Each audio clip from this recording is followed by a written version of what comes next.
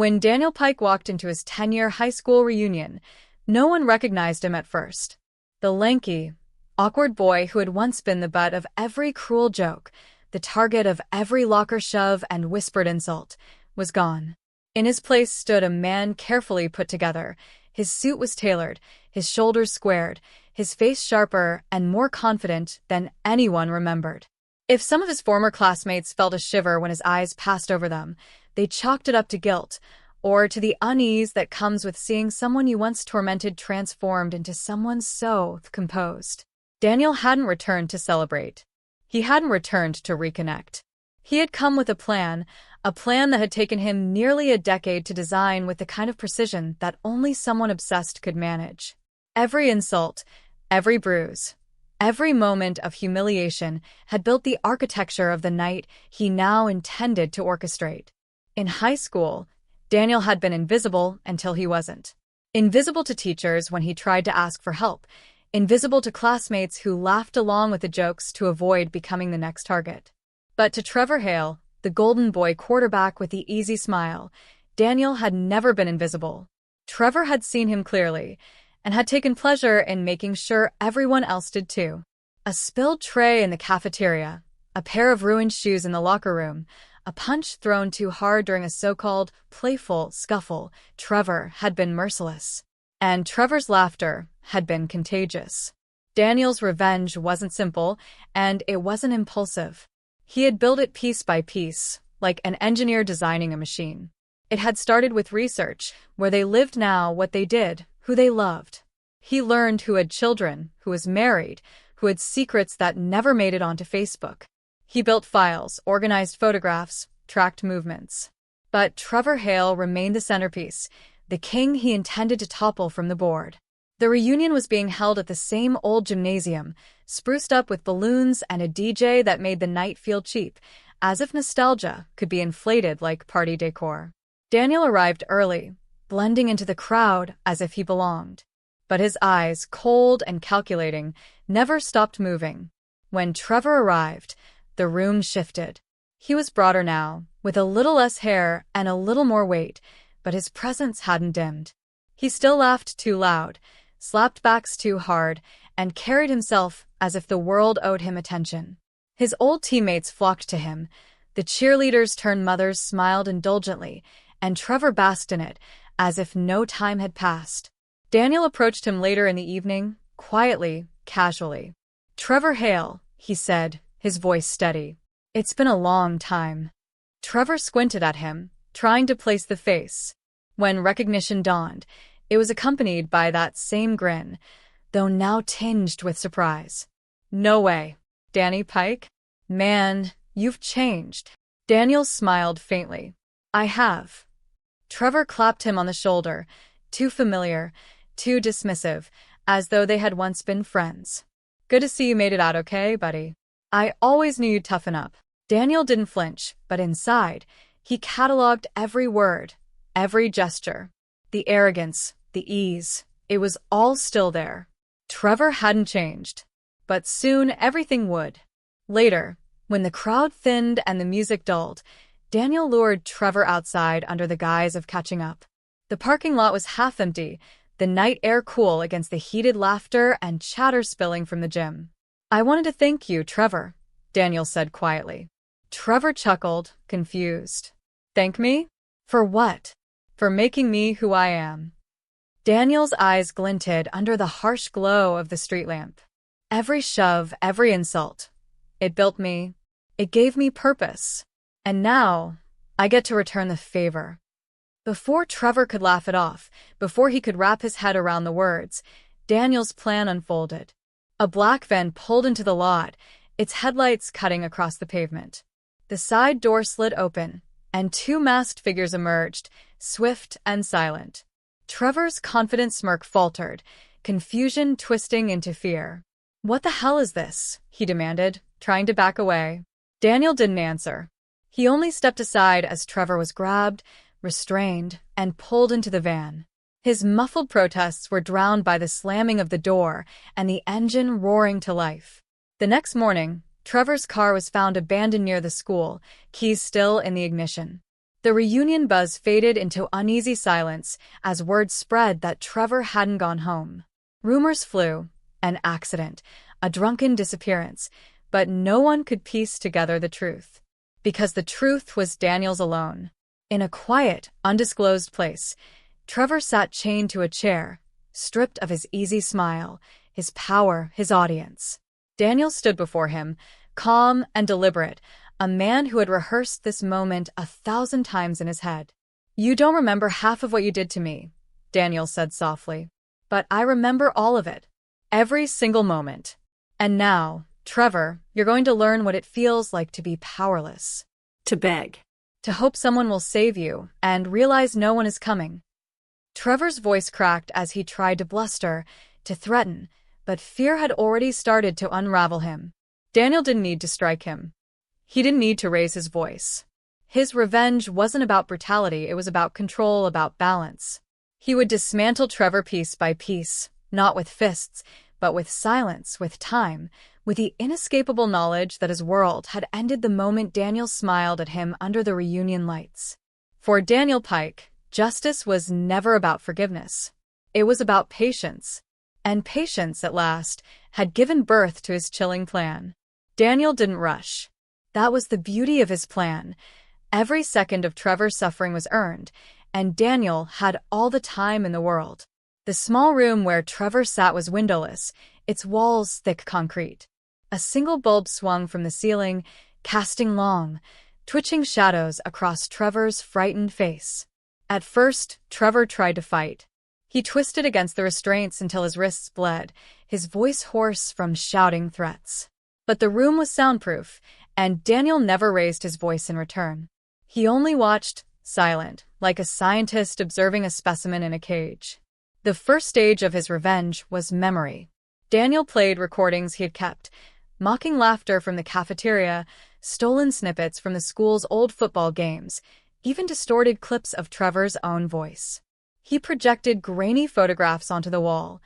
Daniel with a black eye, Daniel shoved into lockers, Daniel standing humiliated in the middle of a crowd. Each image was paired with Trevor's laughter echoing in the background. "You don't even remember," Daniel whispered one night as Trevor thrashed against the chair, sweat dripping down his face. "But I remember everything. Now you'll too." Days blurred together.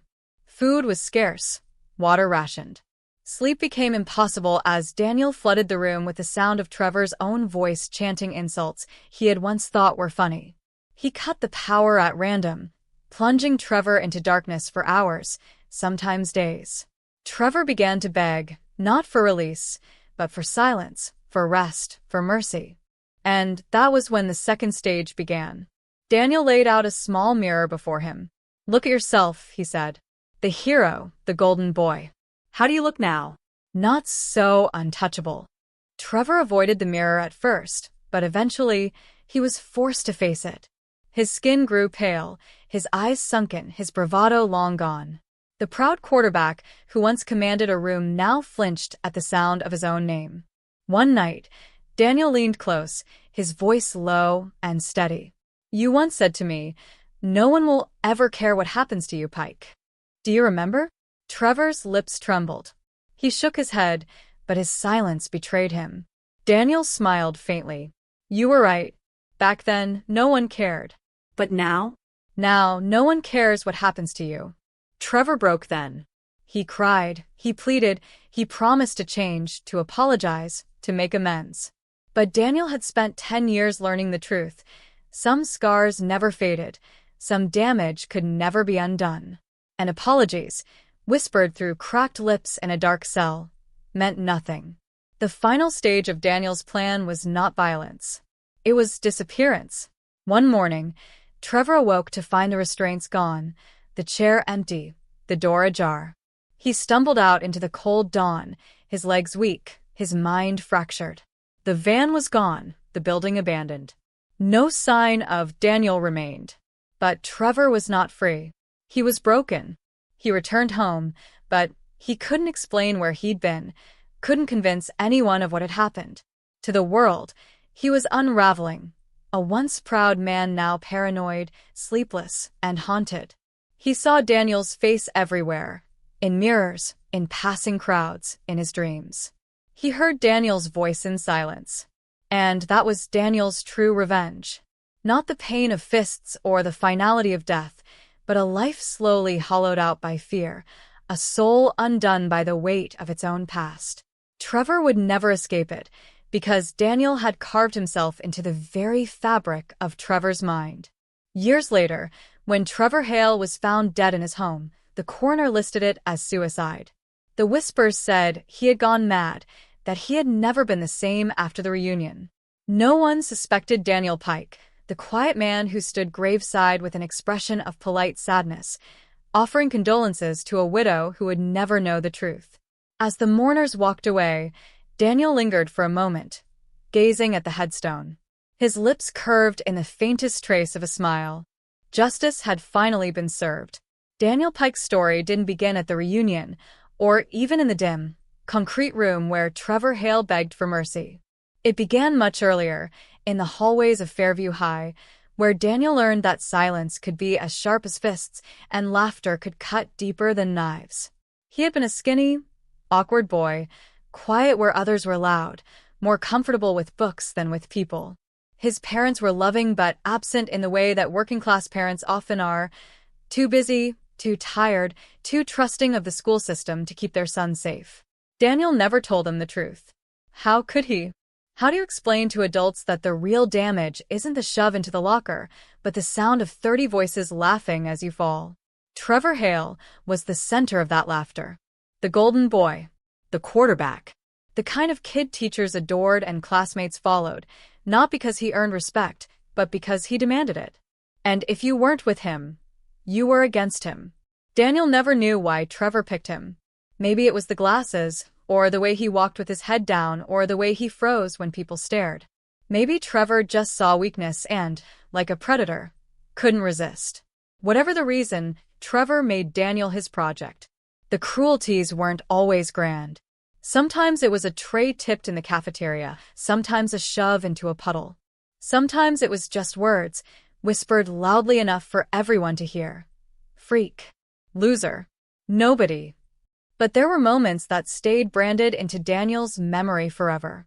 The time Trevor and his friends cornered him in the locker room, stripped him down to his underwear, and locked him outside the gym during a pep rally. The time Trevor copied one of Daniel's love letters to a girl and read it aloud to the entire class, milking each trembling word. The time Trevor shoved him so hard against the lockers that Daniel's nose broke, and the teacher, standing 10 feet away, pretended not to notice. High school ended, as it always does. Trevor went on to play college ball, though an injury cut his career short. He returned to town, married, and worked his way into a comfortable job in real estate. To anyone watching, he was still the same confident man, still smiling, still adored. Daniel, on the other hand, carried his scars into adulthood. He left Fairview, studied psychology, and learned about trauma, memory, and control. He became fascinated with how people could be broken, not physically, but mentally. He learned patience. He learned to watch, to wait, to build his strength quietly. He returned years later, unrecognizable to most. And for nearly a decade he prepared. He didn't want quick revenge. He didn't want blood on his hands. He wanted something colder, something that would last. He wanted Trevor to know what it felt like to live every day in fear, to feel powerless, to wonder when the next blow would come. So when the reunion came, Daniel knew it was time. Trevor's abduction was only the beginning. The room where Daniel kept him wasn't a dungeon, it was a stage. Every day, Trevor faced new torments, carefully designed to mirror the things he had once inflicted. One morning, Trevor woke to find himself drenched in water, shivering, just as he had once dumped water on Daniel in the middle of winter. Another time, Daniel played recordings of mocking laughter on a loop, forcing Trevor to sit tied in a chair while the sound swelled, louder and louder, until he screamed for it to stop. On another day, Daniel projected Trevor's old yearbook photo onto the wall and scrawled words across it. King. Hero. Fraud. But the most haunting punishment was the silence. Sometimes Daniel would leave Trevor in the dark for hours, even days, with no sound but his own breath. In that silence, Trevor began to break. He started to hallucinate. He whispered apologies into the dark, unsure if Daniel was even there to hear them. "Please," Trevor sobbed once, his voice raw. "I don't even remember half the things I did." Daniel, hidden in the shadows, leaned forward and whispered, "That's the difference, Trevor. You forgot. I never did." Weeks passed. Trevor grew gaunt, unshaven, unrecognizable. He stopped fighting, stopped threatening, stopped pretending to be the man he once was. All that remained was fear. And then came the final act. Daniel left the restraints loose one night, left the door ajar, left the illusion of escape. Trevor staggered out, blinking in the dawn, his body weak and his mind fractured. There was no van, no captor. Just the long walk back to his house, where the world looked the same, but he no longer belonged in it. The police didn't believe him when he tried to tell them what happened. He had no proof. His story was wild, his eyes wild. To everyone else, Trevor Hale had simply lost his mind. And that was Daniel's masterpiece. Trevor lived for years afterward, but he was never whole again. His marriage dissolved. His business collapsed. He became a shadow, a man haunted by the ghost of a boy he once broke. When Trevor finally died, alone, in his house, by his own hand, Daniel was there at the funeral, standing quietly in the back. No one noticed him. No one ever did. As the casket was lowered, Daniel felt no guilt, no sorrow, only the cold satisfaction of a debt paid. He didn't need to speak. He didn't need to confess. Trevor Hale had lived his punishment every single day since the reunion. For Daniel Pike, revenge was never about rage. It was about balance. And balance at last had been restored.